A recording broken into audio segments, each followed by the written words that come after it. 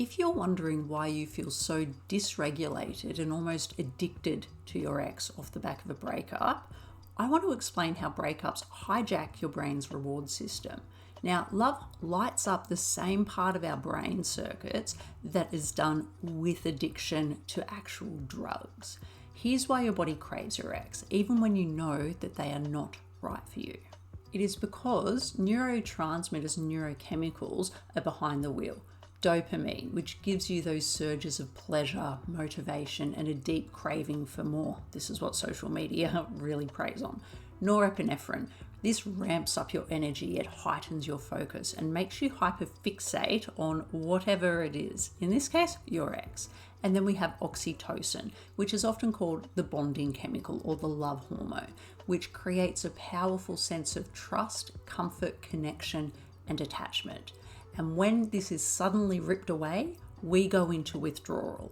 And if we are not careful of this, we can actually feed this beast and make our recovery significantly longer and harder than it needs to be. It's going to suck either way, but there are things that we can do to either help or harm us in the long run. And the longer you chase that emotional high, checking their social media, replaying old messages, hoping for another hit, the longer you will stay stuck in this withdrawal phase. And it's not just a breakup that you are dealing with, it's actually an emotional detox, which it doesn't lessen how awful it is, but understanding again helps us hopefully be able to process and move through things with a little bit more awareness and self-compassion.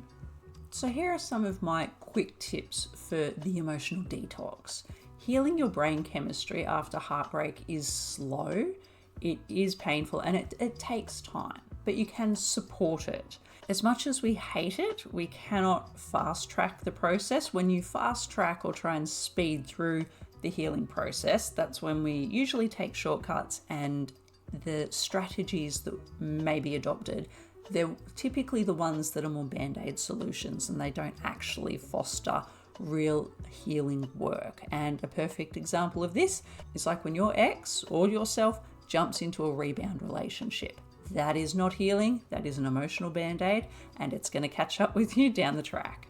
Not looking at band-aid solutions, looking at things that actually help. And some of the strategies that I've found over the years, and from what I have learned from working with other mental health professionals, moving your body regularly, even gentle walks, because this stimulates healthy levels of dopamine.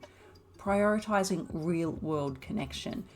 As much as how much instinctively we may want to go into hermit mode and withdraw, which, God, I am forever guilty of this. That is the avoidant part in me coming through, and I am more aware of it, but old habits die hard. But we do need to connect with people because we have lost connection and we heal through connection. So prioritizing some real world connection with friends and people that just generally feel safe, those that are around us that help us feel validated and heard, and sometimes just that light-hearted laughter that we may get from these people. It is incredibly, I think, anxiety-inducing when you just do not feel like interacting with anyone. You just want to curl up on your couch and be a potato, but that will also delay your healing. So even just catching up with a friend to go for a walk, having a small interaction with them, going out for a coffee, these bite-sized bits of human connection are actually phenomenally healing if they're with the right people. And I do know that not everyone has access to this, and healing can be phenomenally lonely. I have lived that very much myself as well. This is just a little bit of a glimpse into the science behind the heartbreak that you may be experiencing. If you want to tap into the full episode for a deeper breakdown, episode 5 of the Avoidant Recovery podcast is available now on Spotify or YouTube. And if this helped, hit like and subscribe and share this with other people who you feel may benefit from this content. Thank you for joining me, and I'll see you in the next one.